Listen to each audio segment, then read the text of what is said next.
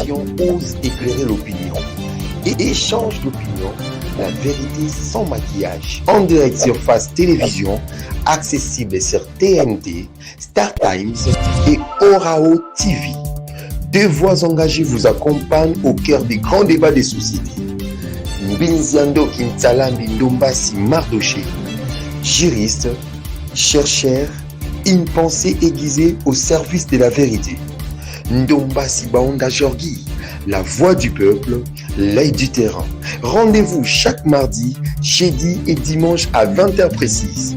Échange d'opinions, les plateaux où les idées s'affrontent, où les vérités se révèlent. Rejoignez les débats, rejoignez la lumière. Échange d'opinions, la vérité sans maquillage. Politique, environnement, santé, trois axes autour desquels nous allons naviguer avec l'édition d'aujourd'hui. Bienvenue dans l'échange d'opinion. Merci de nous choisir à chaque instant. Nous vous serons toujours redevables pour tout ce que vous nécessitez de faire pour nous et surtout pour l'attention que vous nous accordez ce soir. Échange d'opinion se relance aujourd'hui avec notre fidèle allié. Comme d'habitude, M. Ndombasi, nous nécessitons de vous saluer pour ce plateau en costume. Alors, j'ai dit bonsoir, j'ai dit bonsoir, chers téléspectateurs. Alors, vous êtes nombreux à nous suivre partout dans le monde. Alors, restez vraiment fidèles à notre émission, car c'est une émission qui vous informe, non seulement vous informe, mais aussi vous forme au même moment. Merci, je vous crois être au zénith ce soir parce que la population, le peuple attend que nous puissions l'informer sur certains faits d'actualité d'aujourd'hui. Merci beaucoup. Nous l'avons informé, non seulement informé, aussi commenter l'actualité comme d'habitude. Merci beaucoup à la une de l'actualité. Proposition des lois environnementales à l'Assemblée nationale de la République démocratique du Congo. L'honorable Batko Langoyi a déposé hier une proposition de loi axée sur la protection de l'environnement et la gestion durable des ressources naturelles.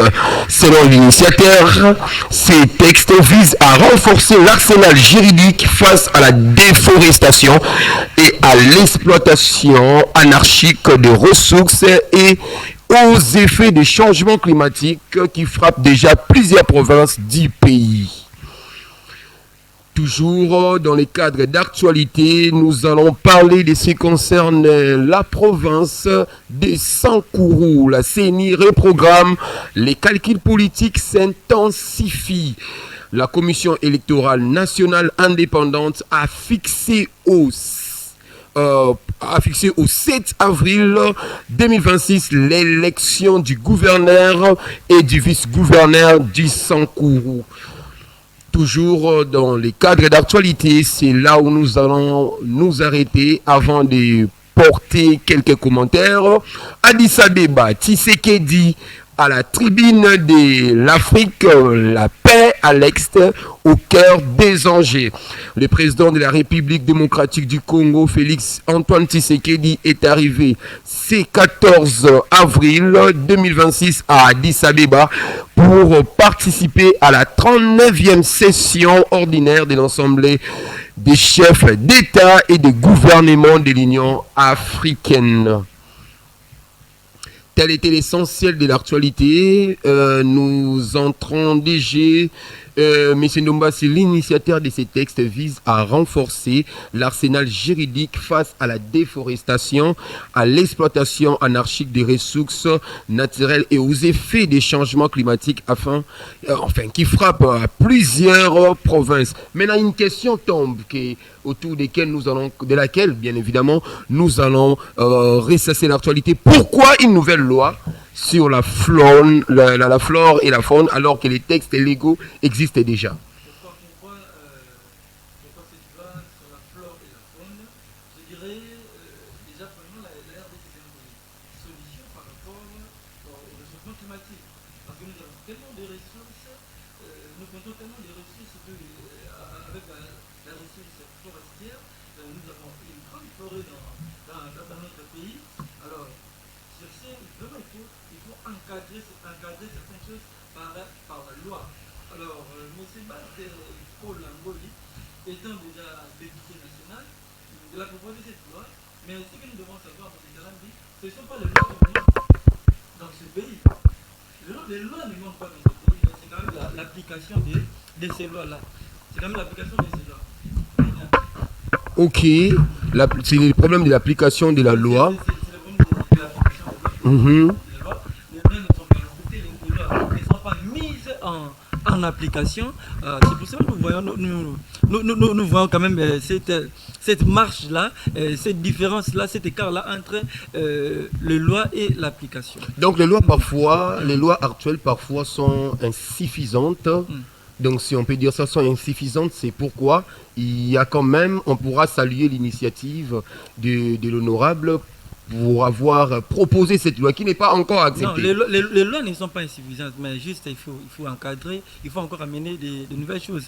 Parce que nous disons déjà dès le départ, la flore c'est l'ensemble des espèces végétales et en même temps la faune et l'ensemble des espèces animales. Avec la biodiversité qui compte la RDC, la RDC c'est un pays vraiment qui compte beaucoup de choses au même moment du point de vue.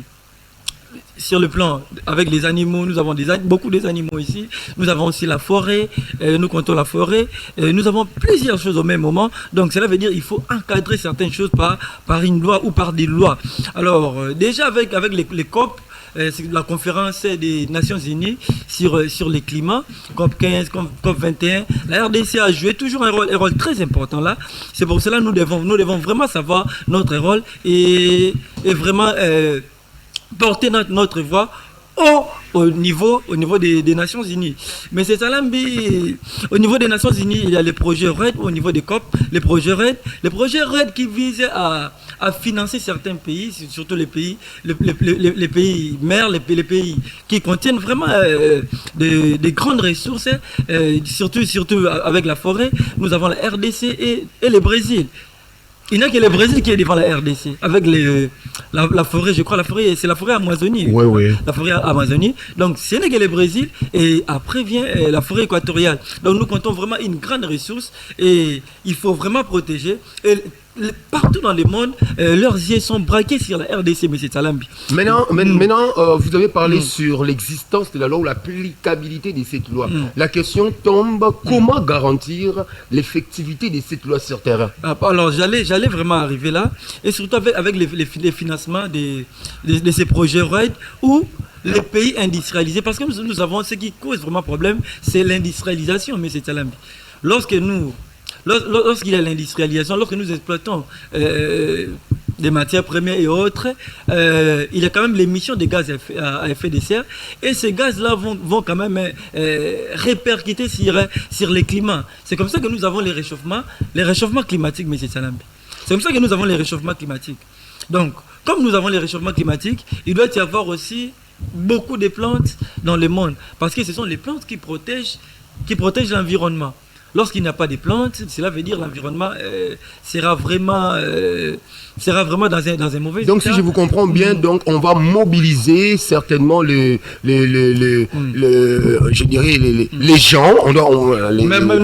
ressources. Normalement, il faut lutter contre la déforestation, c'est-à-dire il ne faut pas exploiter les plantes. Déjà, restons d'abord ici dans la ville de la province de Kinshasa, sans pour autant aller déjà dans la forêt, parce que je vais aussi arriver là. Dans la ville de la province de Kinshasa, beaucoup de familles ici, surtout les propriétaires de parcelles, exploitent de manière abusive les plantes. Mais c'est là, nous voyons des gens qui peuvent couper les plantes si facilement. Alors que ces plantes-là nous aident à respirer, nous aident à vivre.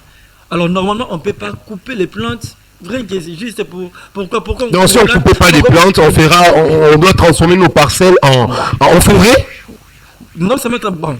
Ah oui, c'est parce que quand vous dites qu'on ne peut pas couper, il y a certaines floraisons dans nos parcelles qu'on ne peut pas supporter. Et vous me demandez de ne pas couper, de laisser des plantes comme ça, on transforme nos parcelles en forêt. Mais c'est ça, mais nous vivons grâce à ça. Regardez déjà même à Bandal ici.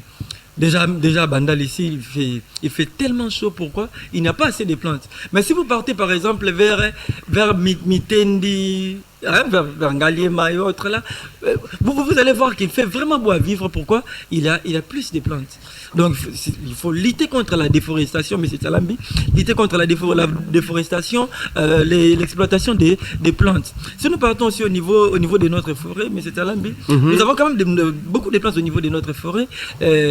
Il faut lutter contre la déforestation parce que ce que nous ne savons pas, le monde vit grâce à la RDC et au Brésil aujourd'hui. Le monde vit grâce à la RDC au Brésil aujourd'hui. Si nous coupons nos plantes, si nous exploitons de manière abusive nos forêts, ça va encore créer des problèmes au niveau du climat. C'est pour cela qu'il faut vraiment bien exploiter, il faut vraiment lutter contre la déforestation, M. Salambi, bien gérer les choses pour que nous vivons dans de bonnes conditions dans le monde, M. Salambi. Pour que nous vivions dans de bonnes conditions, pour que nos familles se sentent tellement à l'aise, on a l'intérêt à conserver la nature. Mais M. Nomassi, rentrons un peu dans les fonds par rapport à la proposition de cette loi. De cette loi qui a été proposée par l'honorable...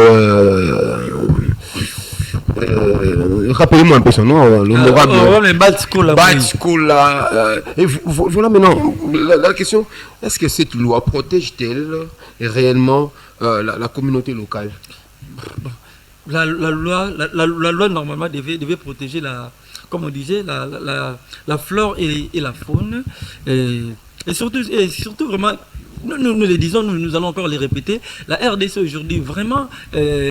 occupe une place considérable dans la lutte contre les climats. Donc tous ces pays-là industrialisés nous mettent vraiment en avant. Mais ce que nous devons aussi rappeler aux gens ici, qu'avec les projets RED, les montants que nous avons réussis dernièrement, les 1 milliard, c'est quand même peu, M. Salambi. C'est quand même peu parce que nous avons une grande forêt. Donc cela veut dire s'il faut vraiment indemniser la République démocratique du Congo, ça doit aller au-delà.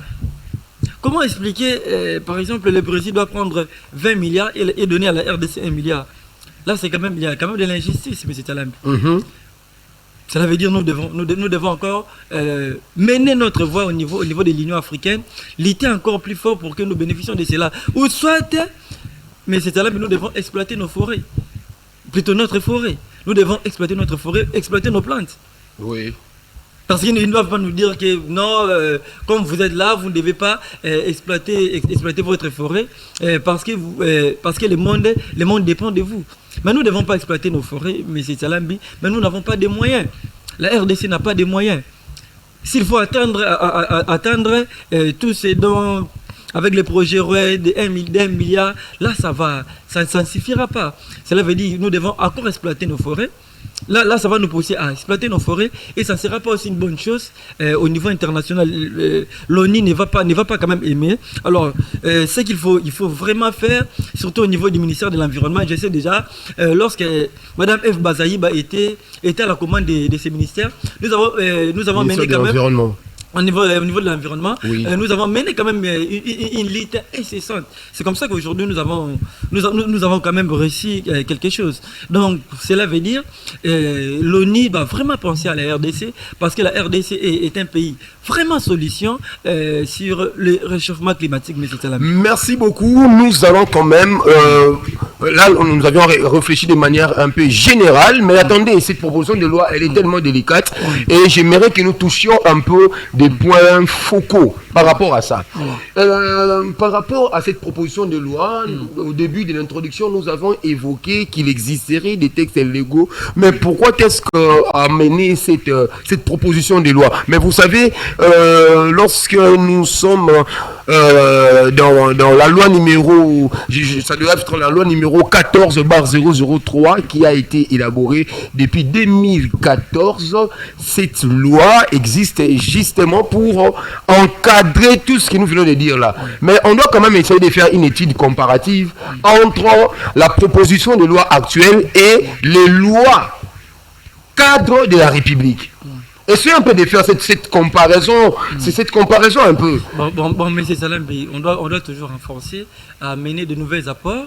Ce que les députés ont fait, quand même, c'est quand même une bonne chose, M. Salambi. Parce que nous sommes, je le rappelle toujours sur ces plateaux, nous sommes un grand pays, un pays vraiment immense, surtout sur les plans de la biodiversité. Nous comptons pas mal de richesses. Cela veut dire nous aussi nous devons montrer au monde, nous devons montrer à l'ONU que nous sommes en train de faire un bon travail. Nous sommes en train de mener une lutte contre les réchauffements climatiques. Cela veut dire qu'il faut encadrer toutes ces histoires de la nature par des lois, M. Salambi. Il faut l'encadrer par des lois. Il faut apporter de nouvelles choses. C'est comme ça que nous allons avancer. C'est comme ça que nous allons faire attendre notre voix dans le monde. Il ne suffit pas seulement de croiser les bras, que nous avons une forêt, que nous avons des plantes, que nous avons des animaux, que nous avons de l'eau aussi qu'il faut protéger. Surtout avec le fleuve Congo, M. Salambi. Ce n'est pas une mince affaire. Ce n'est pas une petite chose. Avoir le fleuve, ça compte vraiment. Et surtout, ça nous aide au niveau des énergies renouvelables. Donc, cela veut dire que nous ne devons pas croiser les bras. Nous devons vraiment travailler à la hauteur de nos richesses, mais c'est Salambi. Donc, ce qu'il a fait là, c'est quand même bien encadré. Il faut toujours encadrer, il faut toujours apporter, voir là où ça manque. Il faut toujours apporter de nouvelles pierres. C'est comme ça que nous allons construire notre beau pays. Et ce que nous luttons encore, qui est vraiment avec les projets REP, que la RDC soit vraiment financée. Ou soit moi je proposerai au gouvernement d'exploiter cette forêt. Lorsque vous nous dites de ne pas exploiter la forêt parce qu'il y aurait le réchauffement climatique, mais vous là-bas en Europe, qu'est-ce que vous faisiez? Qu'est-ce qu'ils font là, M. Salam, les Européens?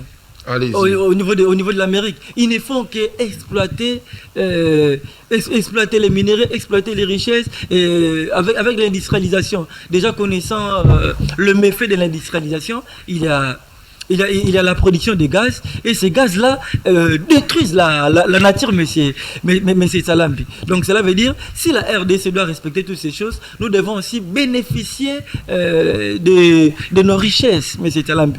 Mais par rapport aussi aux animaux, parce qu'il faut parler aussi des animaux, nous avons des animaux rares. Nous avons des animaux rares. Déjà, il faut dire, aujourd'hui, nous ne savons plus si l'Okapi est toujours en RDC ou si il n'est plus en RDC. L'Okapi s'est transformé en bien privé d'un individu ici qu'on se donne les droits des réserves de citer son nom. Nous ne savons plus parce que dernièrement, on avait des informations suite vraiment au mauvais traitement. Les Okapi n'arrivaient plus à s'y vivre en RDC. Mais aujourd'hui, on voit quand même la disparition de tous ces animaux-là. Mais au Congo, toujours, il y a un petit coin là, c'est retrouvé. On avait tout ça. On avait découvert tous ces espèces-là. Nous avons beaucoup des animaux et ça peut nous aider encore sur les plans touristiques. Déjà, avec tout ce que vous êtes déjà allé à Kingakati. Est-ce que M. Nombas, vous êtes déjà allé à Kingakati, exploiter Kingakati? Vous avez vu ici? Qu'est-ce que vous avez découvert là-bas? Mais c'est Salambi, nous-mêmes déjà, nous nous posons la question, pourquoi les gens ne viennent pas à la RDC? Pourquoi les visiteurs ne viennent pas à la RDC? Et pourquoi? Répondez à cette question. Avec toutes nos richesses que nous avons, quand même, c'est un problème, soit nous n'arrivons pas à gérer.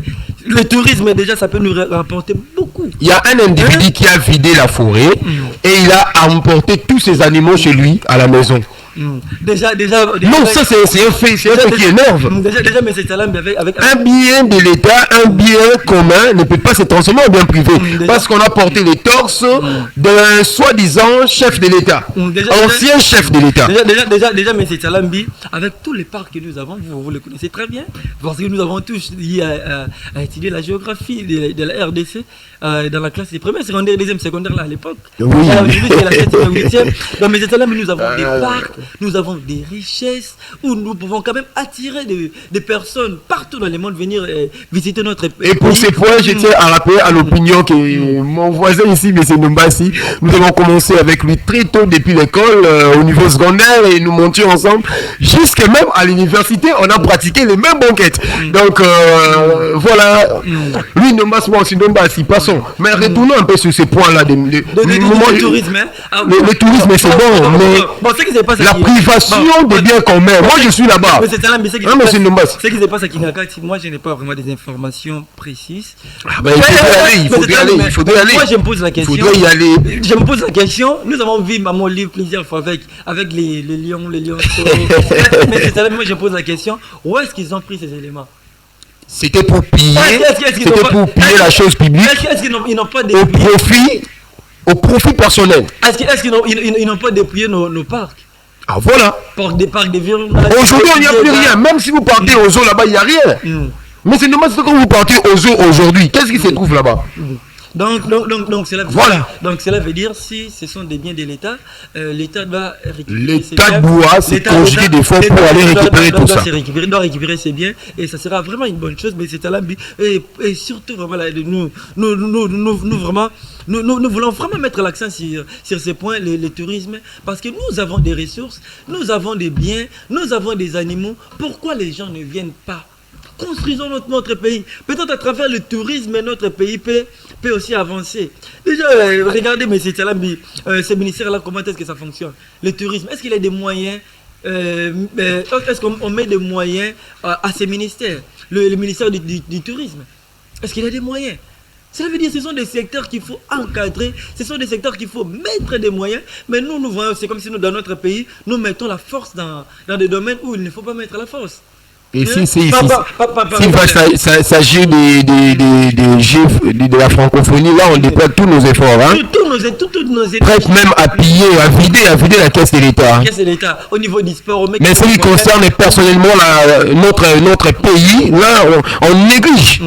On fait comme si on négligeait. Et sachant déjà, M. Tchalambi, que le tourisme peut nous rapporter beaucoup de choses. M. Tchalambi. Il faut accompagner ces secteurs-là. Construire des routes, construire des hôtels, et ça va nous aider, ça va attirer des gens à venir dans notre pays. Regardez des pays comme la Turquie et la Chine. Ils ont cherché des voies et mêmes moyens pour maximiser leurs économies. Aujourd'hui, ce sont des pays commerciaux. Bien évidemment. Pour avoir le visa de la Chine et de la Turquie, c'est pas vraiment difficile comme d'autres pays. Pourquoi? Ils avaient une vision claire et nette. Mais nous avons des richesses. Mais comment est-ce que nous n'arrivons pas à maximiser nos biens, vraiment apporter quelque chose au niveau de notre économie nationale? C'est un problème, M. Tchalambi. Déjà, un pays comme la RDC, si nous n'arrivons pas à franchir ou à arriver à 10 milliards, à mobiliser ne fût-ce que 10 milliards au niveau de notre caisse de l'État, c'est un problème, M. Tchalambi. Avec toutes les richesses que nous avons. Alors que le tourisme peut nous aider. Le tourisme peut nous aider. Toutes nos richesses, qu'est-ce que nous faisons cela? Partout dans le monde, ils étudient la RDC. Au niveau de la RDC, il y a quand même le capi, il y a des animaux rares, il y a des espèces rares, partout dans le monde. Ils étudient le fleuve Congo, ils étudient la forêt équatoriale. Mais pourquoi maintenant ces gens ne viennent plus, plutôt ne viennent pas à la RDC? Pourquoi ils ne viennent plus pas en RDC? Pourquoi c'est un problème? Nous devons nous organiser, attirer des gens, construire notre pays, penser réellement à construire notre pays, monsieur Tchalambi. Merci beaucoup, monsieur Ndombas. Il y a beaucoup de choses à dire sur cette proposition de loi. Quand même, nous saluons l'honorable pour cette belle initiative, mais ça ne puisse pas rester sur papier. Ça doit être vécu. Donc, il faut qu'il y ait une stricte applicabilité de cette proposition de loi. Nous demandons à la législation, enfin je dirais à la représentation nationale de pouvoir adopter cette proposition de loi, enfin du travail dessus. Ça va beaucoup profiter à la République. Mais ça sera vraiment profitable pour notre pays. Toutes nos richesses, quand même, nous devons profiter de cela. La population doit profiter de cela. À chaque fois que moi j'écoute la population se lamenter, dire que nous avons des richesses, lorsque vous leur dites, nous avons des richesses, mais où sont ces richesses? Nous, la population, nous ne profitons pas. Ça nous fait quand même mal au cœur, mais ça nous fait quand même mal au cœur, mais c'est Tchalambi. Merci, monsieur Ndombas. Nous passons à un autre sujet d'actualité. La CENI. Nous sommes au niveau des Sankourou. Les élections du gouverneur et du vice-gouverneur. Encre et salive. Ce sont toujours les mêmes problèmes que nous parlons sur ces plateaux, mais c'est Tchalambi. Déjà, depuis la décentralisation, Dans notre pays ici, nous étions 11 provinces, nous sommes passés à 26 provinces. Il y a quand même plusieurs provinces qui souffrent. Pourquoi? Parce que ces provinces-là n'ont pas assez de richesses. Donc vous direz que Sankourou est dépourvu de richesses. Sankourou ne compte pas vraiment des richesses, comme le Congo central, comme la province du Haut-Katanga, comme la province comme de l'autre côté, Koulé, Kolezil, là-bas, comme à l'est, mais c'est à l'Ambi. Donc cela veut dire, c'est comme ça que j'avais dit dernièrement, lorsqu'il n'y a pas de richesses, ou lorsqu'il n'y a pas vraiment de ressources, qu'est-ce qu'il faut faire? Mais c'est ça la même chose que vous arrivez à la tête. Mais là, la province de Sankourou, quand même, rigorge de vertébrés politiques. En fait, d'abord, condamner les gouvernants qui sont passés là. Lorsqu'il n'y a pas de richesses, lorsqu'il n'y a pas de ressources, qu'est-ce qu'il faut faire premièrement? Il faut d'abord créer les ressources. C'est ça aussi un bon leadership. Avec quelle base logistique? Mais c'est là, si vous et moi déjà, nous arrivons à appeler les partenaires, chercher les partenaires, pourquoi pas une province? Pourquoi pas un gouverneur des provinces? Aller partout dans le monde. Nous voyons même ce qui s'est fait à Kolwezi. Malgré nous dirons que non, à Kolwezi quand même il y a pas mal de richesses, il y a quand même des minéraux là, mais quand même le gouverneur ne doit pas croiser les bras et dire que non, dans ma province il n'y a rien du tout. Il croiser les bras, attendre que le gouvernement... Nous sommes attendre que la rétrocession du gouvernement. Et le gouvernement central va vous donner combien? Nous sommes face au scrutin indirect. Aujourd'hui, Sankourou, encore une autre procrastination pour les élections du gouverneur et du vice-gouverneur. Qu'est-ce qui se passe? Il y a un problème de logistique, comme nous avions dit. Il y a un problème où... Donc là, quelle lecture faites-vous par rapport à ça, M. Nombassi? Déjà, par rapport aux élections, s'il y a les problèmes de logistique, là, c'est à la CENI de se prononcer qu'il a réellement problème. Mais c'est non, attendez, M. Nombassi, le fait déjà qu'il y ait procrastination, c'est-à-dire que nous sommes déjà mis dans toute une contrainte technique ou encore un temps politique accordé pour... Mais c'est Talambi, je vais arriver là. Oui. Déjà connaissant la province de Sankourou, mais c'est Talambi, il y a quand même à boire et à manger dans cette province. Comme je disais, c'est une province pauvre, il n'y a pas de route, il n'y a pas de route, cette province n'est pas construite et ce n'est pas normal. Sachant déjà lorsqu'une province n'est pas construite, comment est-ce que les matériels vont arriver? Comment est-ce que les matériels vont arriver? Par quelle route? Les routes sont en état de dégradation. Est-ce que vous pensez que c'est ces problèmes-là que vous évoquez ou encore autre chose? Oui, c'est parmi les grands problèmes des Sankourou. On allait même toucher ces points. Pourquoi les Sankourois, pourquoi les grandes personnalités des Sankourou ne viennent pas investir dans cette province? C'est l'une des causes, mais c'est Talambi. Il n'y a pas de route. Ils vont venir avec quoi, mais c'est Talambi? Il sera plus convenable. Passer par quoi? Oui, allez-y. Il sera plus convenable de nous écrire, coller, de nous appeler, s'il vous plaît. Nous sommes en direct. Nous sommes en direct, écrivez-nous. Allez-y, donc, M. mais c'est Talambi, il n'y a pas de route. Les marchandises et les produits vont arriver par quel moyen, par quelle voie, mais c'est Talambi. Il n'y a pas de route à Sankourou. C'est comme ça que nous voyons les leaders politiques, les grandes personnalités là, n'arrivent pas à construire, n'arrivent pas à investir au niveau du Sankourou. Pourquoi il n'y a pas de route? Mais là, déjà nous devons nous poser la question. Oui. Un sac de ciment au niveau des Sankourou peut coûter à combien? Mais c'est Nombassi. Parlons un peu sur ce qui se passe au niveau du Sankourou dans les cas d'espèce. On parle des élections. La CENI elle-même a évoqué trois axes ou trois aspects importants par rapport, parce que vous saviez, par rapport, la CENI invoque la contrainte administrative et juridique parmi les questions qui font en sorte qu'il n'y ait pas élection. La CENI invoque la sécurisation du processus et la CENI invoque un temps politique supplémentaire. Donc ce n'est pas dans tout ce que vous pensez là. Mais c'est Salam. Restons un peu dans les fonds. Mais c'est Salam, mais nous sommes échanges d'opinion, nous n'allons pas maquiller la vérité. Cette province-là souffrait de beaucoup. Il n'y a pas de route, mais c'est Salam. Vous avez un problème particulier contre la province de Sankourou. Mais c'est Salam, je vous dis, il n'y a pas de route à Sankourou. Il n'y a pas de route à Sankourou, mais c'est Salam. Je disais ceci, pour construire cette province, pourquoi beaucoup de notables de cette province ont des difficultés? Par quelle route, par quelle voie?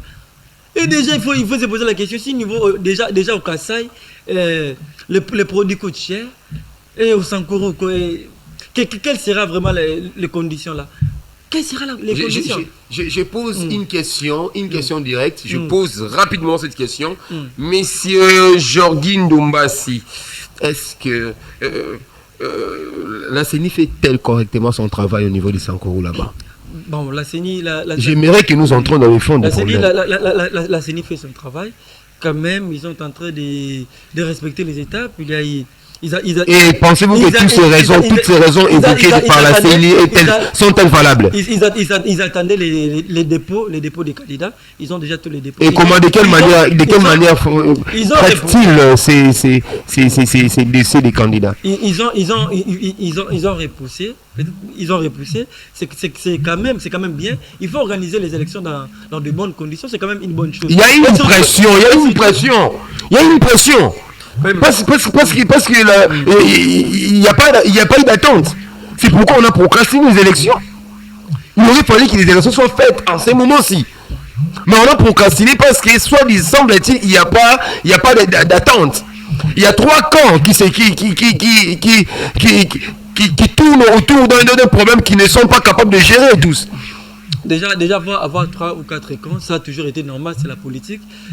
Chaque parti politique ou chaque regroupement cherche à atteindre le pouvoir. Le gouvernement central a imposé certains de leurs candidats. Là c'est assez normal. Oui, c'est parmi les éléments que nous avons en notre possession. Là c'est le but du pouvoir. Et face aux candidatures individuelles et des opposants, on demande une abrogation totale. Mais quand même, il ne faut pas défavoriser les indépendants et les opposants.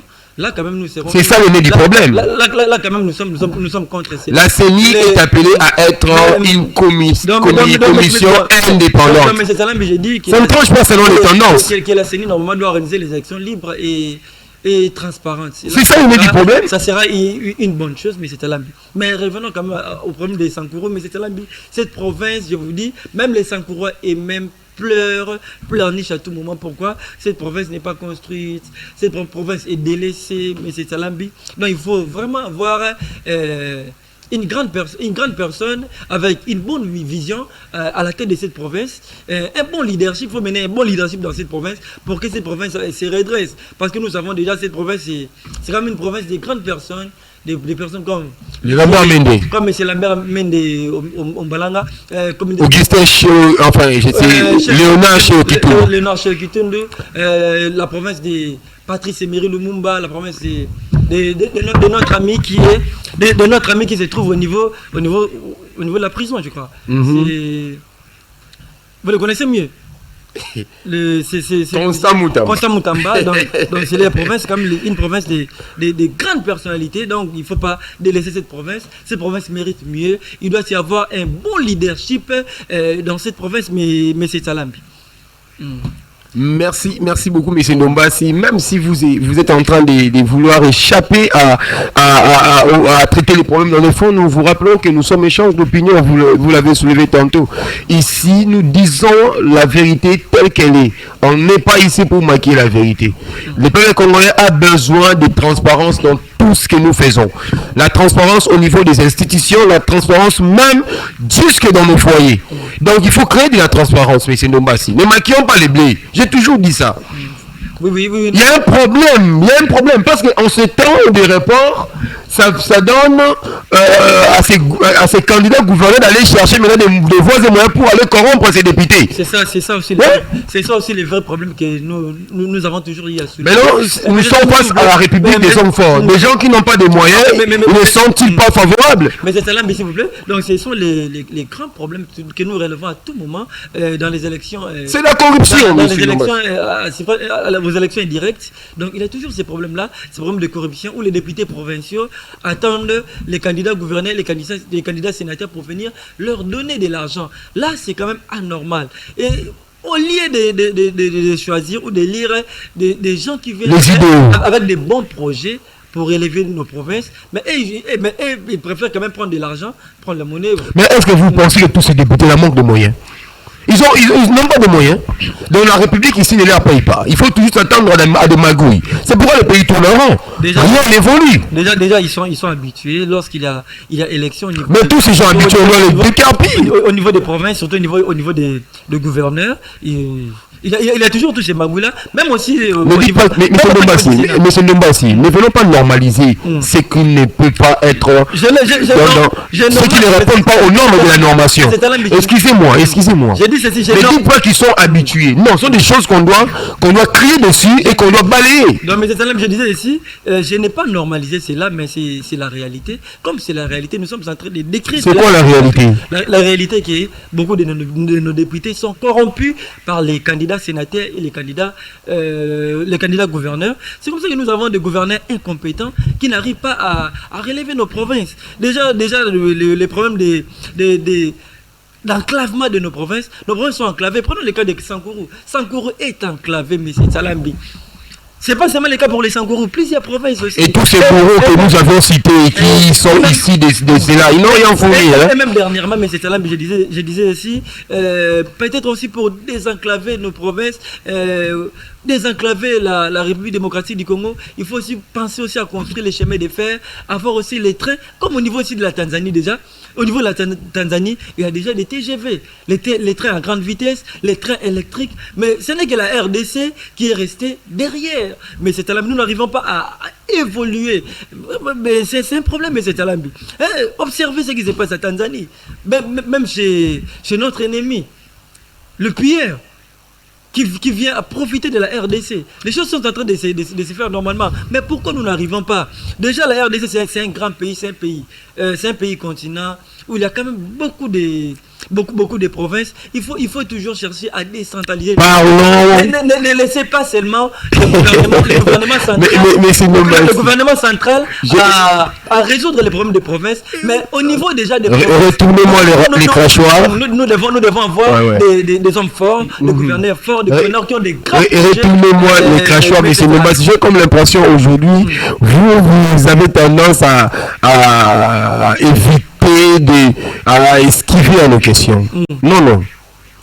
Non, monsieur Ndombassi, vous êtes un beau costume aujourd'hui et je vous apprécie pour ça. Mais retournons un peu nous sommes par rapport aux élections du gouverneur et du vice-gouverneur, monsieur Ndombassi. Il se passe une marginalisation. Et on se pose la question, on dit le pouvoir en place impose leurs candidats et demande à la CENI de les valider. Le pouvoir en place impose les candidats et demande à la CENI de l'imposer. Là, quand même, c'est un problème que vous venez de relever. Comme vous le savez très bien, comme chaque parti politique ou regroupement politique, comme je disais au début, chaque parti politique a toujours besoin de faire quoi, de garder le pouvoir. On garde le pouvoir par la magouille, par les oppositions. Non, par la magouille. Nous sommes dans une république. Mais quand même, c'est là, bien politique, il ne faut pas oublier, tous les coups sont permis. Tous les coups sont permis, donc nous acceptons l'inacceptable. Tous les coups sont permis. Non, mais c'est dommage. Si c'est pas, on ne va pas s'attendre. Non, mais c'est là, sauf la fraude.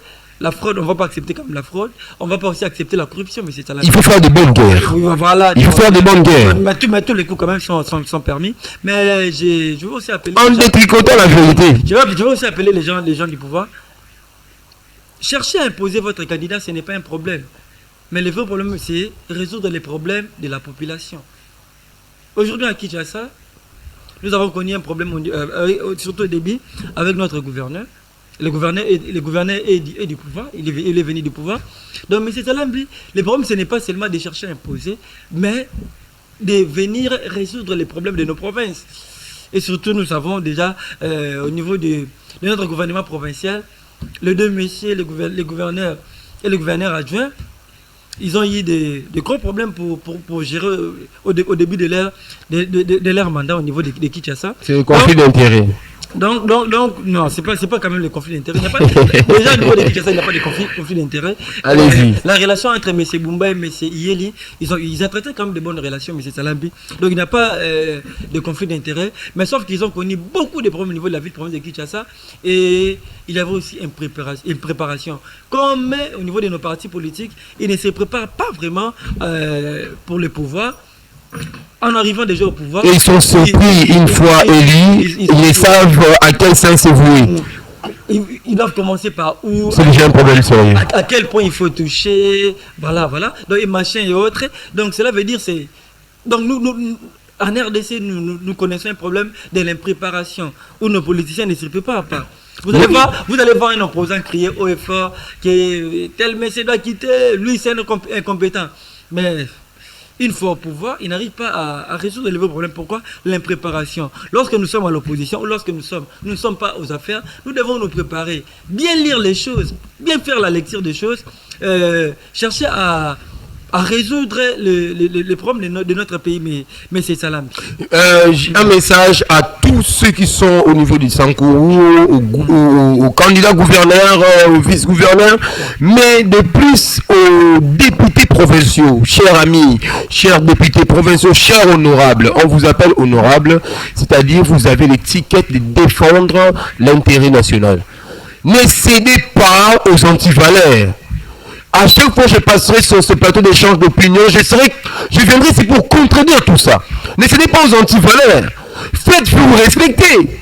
Et aujourd'hui, sous les 10 000 $, 100 000 $, vous vendez un État et comment vous serez capable d'affronter tous ces gens ou même de les convoquer?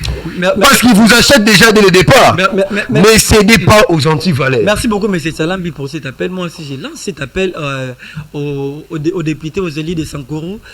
Messieurs, élucez le gouverneur, les candidats gouverneurs avec conscience. Sachant que l'avenir de notre pays, l'avenir de cette province est entre vos mains. Donc cela veut dire, vous devez vraiment bien faire les choses. Il faut élire une personne selon ses projets, selon ce qu'il vous amène, et non... rapidement, laissez Lombassi, nous courons après les temps. Avec des petites sommes, mais c'est ça là, vient... Ce sont des sommes... Donc cela veut dire, vous devez... Des sommes merdiques et dérisoires. On va travailler avec beaucoup de conscience, chers députés. L'avenir de cette province est entre vos mains. Un jour, on vous demandera des comptes. Merci beaucoup, monsieur Lombassi. Merci. Je pense que le message est passé. Cela vous est parvenu au niveau du Sankourou. Parlons un peu d'Addis Abeba. Tshisekedi à la tribune de l'Afrique par rapport à la paix et les enjeux de ce qui se passe dans l'Est de la RDC. Déjà au niveau d'Addis Abeba, nous devons savoir qu'il y a eu passation des pouvoirs entre João Lourenço et Évariste Ndayishimiye à la tête de cette structure. Donc c'est Évariste Ndayishimiye désormais qui sera président de l'Union africaine. Donc cela veut dire, M. Talambi aussi, ça va beaucoup jouer. Parce que déjà, avec la crise à l'Est de la République démocratique du Congo, l'Angola a joué un grand rôle. Vous allez me permettre, excusez-moi, on va essayer d'aller un peu de manière plus technique. Hein. Donc, une petite question, une petite relance. On donne 2 ou 3 minutes pour gagner le temps. On nous fait déjà signer de l'autre côté au niveau de la régie. Allons-y, oui, rapidement, dans ce que vous étiez en train de dire là. Donc cela veut dire l'Angola était en train de mener une bonne guerre. Est en train de mener quand même une bonne lutte pour pallier cette guerre à l'est de la République démocratique du Congo. Déjà, l'Angola, c'est un grand pays. Entre l'Angola et le Burundi, quand même, les poids, les deux poids des pays, ce ne sont pas les mêmes, mais c'était là. Comme l'Angola est quand même au-dessus. Donc, comme ce sera maintenant Ndayishimiye, ça va encore renforcer. Non, ça m'a renforcé, nous amener quand même à une autre forme, à une autre structure aujourd'hui. Donc, c'est... Une autre structure va se dessiner au niveau de l'Afrique. Parce que ça se dit, mais c'est Ndayishimiye. Ndayishimiye et le président rwandais n'entretiennent pas de bonnes relations. Dernièrement, d'ailleurs, Ndayishimiye, lorsque Kagame était en train de mener cette guerre au niveau de la République démocratique du Congo, Ndayishimiye était parmi les présidents africains qui se sont levés pour dire à Kagame, tu dois stopper. Et puis il a dit clairement que le Rwanda est en train... Le Rwanda, c'est un pays qui menace cette zone, la zone du Grand Lac. Okay. Donc cela veut dire, déjà avec Ndayishimiye ici, ça sera quand même une bonne liste. Ndayishimiye aussi viendra quand même renforcer ces processus-là de paix Accordons un peu du temps à ceux qui nous écrivent en ce moment. Aujourd'hui, nous avions promis quand même de répondre à vos questions. Merci.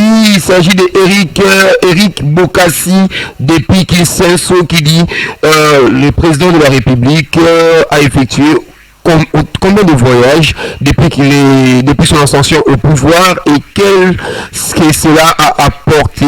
On doit laisser tranquille les pays et à négliger. Nous lisons le deuxième message. Le deuxième message, on va plus répondre à cette question. on va répondre ensuite 5 réponses et puis on va anticiper. Et il s'agit de Rose Fou qui nous appelle depuis Matete qui dit aujourd'hui, Rwanda continue à avoir de l'ancien face à la République démocratique du Congo. Arrêtons avec des manœuvres, nous sommes fatigués des propos politiciens. Nous prenons troisième message. On peut même s'arrêter là avant de répondre, M. Nomba, si vous notez. Hein. Excusez, ne nous appelez pas, nous répondons s'il vous plaît. Et voilà. Arrêtez de faire la politique de deux poids deux mesures, dites les choses clairement, vous êtes échange d'opinion, venez éclairer l'opinion. On s'arrête d'abord avec le message de Rose. Rose, vous devez savoir que nous sommes échange d'opinion et nous sommes là éventuellement pour répondre à vos questions. Nous répondons à la première question, M. Nomba. Si je peux même anticiper pour répondre à cette première question, vous savez qu'il est vrai, le président de la République a effectué beaucoup de voyages et il a assisté à plusieurs réunions, à plusieurs sessions ordinaires étant comme extraordinaires. Dans les sessions ordinaires avec l'Union africaine, le président a effectué probablement 20 voyages. 20 voyages avec la session ordinaire et même extraordinaire. 20 voyages probablement. Et on se pose par rapport aux résultats, quand vous avez posé la question, quel résultat? Aujourd'hui, nous allons dire la chose telle qu'elle est. Il n'y a pas vraiment des triomphes. Il n'y en a pas. Les voyages ont été idoines, les voyages ont été nécessaires, mais par rapport à la portée aux résultats, le président a assisté dans plusieurs sessions extraordinaires au niveau de l'Union africaine. On a traité des problèmes de fond. Et je m'en souviens même, le président de la République, vers 2021 ou 2022, comme ça, il était même lui-même aussi à chapeauter l'Union africaine et les problèmes du Congo étaient posés sur table, mais Rwanda n'a pas écouté, les guerres continuent à s'intensifier. Vous avez raison, madame, messieurs. Donc, mais c'est Salambi, bon, sur ces mois, je ne serai pas quand même d'accord avec vous. Les présidents ont quand même rapporté beaucoup à la République démocratique du Congo. Mais c'est Salambi, comme vous le savez, j'arrive là. Donc, cela veut dire que la voix de la RDC n'était pas attendue au niveau international. Pendant combien d'années, combien de temps? Parlons seulement du président de la République qui a effectué depuis son ascension au pouvoir en janvier 2019. Prenons janvier 2019 jusqu'à aujourd'hui. Nous sommes le 30e au mois de février 2026. Qu'est-ce qui s'est passé? Tous ces voyages-là. Le but de ça, c'était de... Allez-y, bon, je vous accorde 3 secondes. Donc la voix de la RDC n'était pas attendue au niveau international. Comme il fallait attendre la voix de la RDC. Et non seulement ça, c'est ce qui se passe à l'Est, avec les atrocités de l'Est, le Rwanda n'était jamais responsabilisé. Le Rwanda n'était jamais responsabilisé. On prenait le Rwanda comme un pays saint, Kagame comme un saint. Mais aujourd'hui, quand même, partout dans le monde où nous parlons... Ça prouve la naïveté. C'est une naïveté, M. Nombas.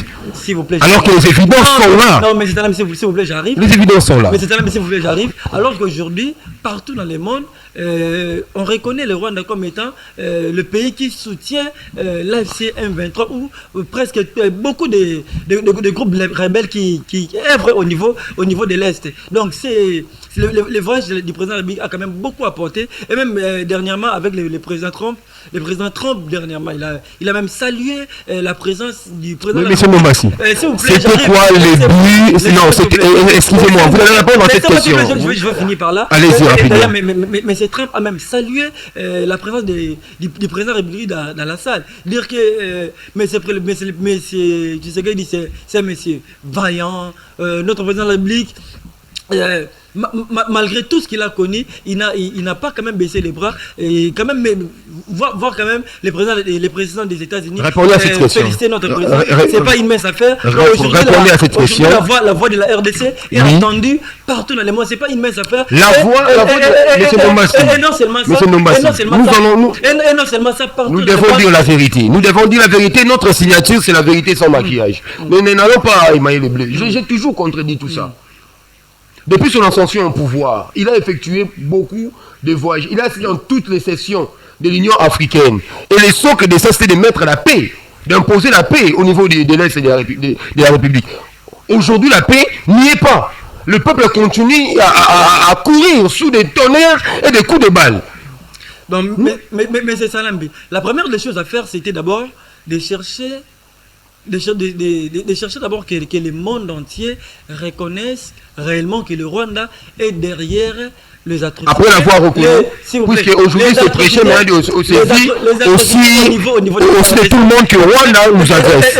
Et quand même là, nous dirons quand même coup de chapeau au président de la République. Ce qui reste maintenant, même moi, je souhaiterais que nous reprenions. Je finis par là. Je souhaiterais que nous reprenions nos terres, le Bukavu et le Goma. S'il vous plaît, monsieur le président, nous devons lutter. On doit lutter pour nos terres. Ce n'est pas normal, je l'ai dit, je le répète sur ces plateaux, ce n'est pas normal que le Rwanda et l'AFC 23 occupent nos terres. Suite à nos recherches, aujourd'hui je suis tombé, je viens quand même rectifier. Nous avions effectué, le président de la République, après mes recherches ici tout à l'heure, c'était 26 réunions. Sessions extraordinaires et des sessions ordinaires qu'il a assisté pour imposer la paix. Depuis tous ces temps, il n'y avait pas assez de résultats. Les résultats n'étaient que la crise sécuritaire persiste dans l'Est. Les mécanismes des cessez-le-feu ont connu des avancées fragiles. Là, on va le dire sans maquiller. Et la diplomatie congolaise reste mobilisée, mais confronté à des intérêts régionaux complexes. Mesdames et messieurs, c'était ça l'échange d'opinion d'aujourd'hui. En tout cas, une minute, M. Ndombasi. Donc, M. Salam, j'allais dire ceci. Alors, avec les cessez-le-feu, ces cessez-le-feu là, ça va rien nous apporter. Parce que... là, vous nous rejoignez quand même. Moi, j'allais dire toujours. Là, vous nous rejoignez. Moi, j'allais dire toujours sur ces plateaux. Avec les cessez-le-feu, ça va rien nous amener. Parce que dire les cessez-le-feu, cela veut dire que l'FC M23 doit rester avec les terres qu'ils ont conquises. Et là, quand même, ce n'est pas normal. Non, nous devons reprendre nos terres. Même avec la voie des armes, on doit reprendre nos terres. Nous devons reprendre nos terres. Et mais c'est là, mais quand même, nous devons saluer, rapidement. Avant de procéder aux dédicaces, excusez-moi de vous de répondre à la question de Rose qui a demandé, elle s'est dit, elle est fatiguée avec les discours pernicieux des politiciens et ça n'apporte rien. Une seconde. Donnez la réponse à cette dame qui nous suit à partir des Matétés. Oui. Mais c'est là, mais ça nous apporte réellement rien du tout. Tout ce que les politiciens sont en train de dire. Moi, vraiment, selon moi, j'aimerais que nous réorganisons notre armée. Nous devons faire la guerre face à ces gens-là. Les personnes déjà qui ont pris le pouvoir par les armes, ils ont gagné ces territoires-là par les armes. Ils ne vont pas les céder si facilement. Vous pensez avec les dialogues qu'ils vont les céder facilement? Merci beaucoup à vous, fidèles téléspectateurs d'échange d'opinion. Merci, les débats étaient grandioses. Nous remercions la régie pour sa patience. Et aussi, nous tenons à remercier, avant tout, une seconde, monsieur Noumas, une seconde, je vous dis. Une seconde. J'ai dit merci beaucoup à tous les gens qui nous soutient. J'ai dit merci à mon père Papi Ndombasi. J'ai dit merci à madame Mimi Banza Ilunga. Merci beaucoup maman pour tout. Merci beaucoup, ça nous va vraiment droit au cœur. J'ai dit merci à Nick Mbelani, lui c'est... Merci beaucoup. J'ai dit merci à Dido Senga. Merci à Simon Mayambo, merci Claudie Kidiaka. Merci beaucoup. Un grand merci à vous, fidèles téléspectateurs. Nous remercions ma mère, Mamie Jolie, Matouza, Nathalie Louis, Cécilia Dimbu, Thierry Dimbu. Merci pour l'attention que vous nous cessez d'accorder. Échange d'opinion. Encore, le nouveau numéro est pris pour quel jour? Le mardi, nous serons là. Nous serons là. Nous allons éventuellement répondre à toutes vos questions. Le tout dernier mot. Le peuple écoute, mais il n'applaudit plus. Bonsoir chez vous. Quand l'actualité s'emballe, quand les vérités se perdent dans les bruits, une seule émission ose éclairer l'opinion. Et échange d'opinion, la vérité sans maquillage. En direct sur Face Télévision, accessible sur TNT, Star Times et Orao TV. Deux voix engagées vous accompagnent au cœur des grands débats des sociétés. Mbinziando Kintalambi Ndombasi Mardoché, juriste, chercheur, une pensée aiguisée au service de la vérité. Ndombasi Baonda Jorgi, la voix du peuple, l'œil du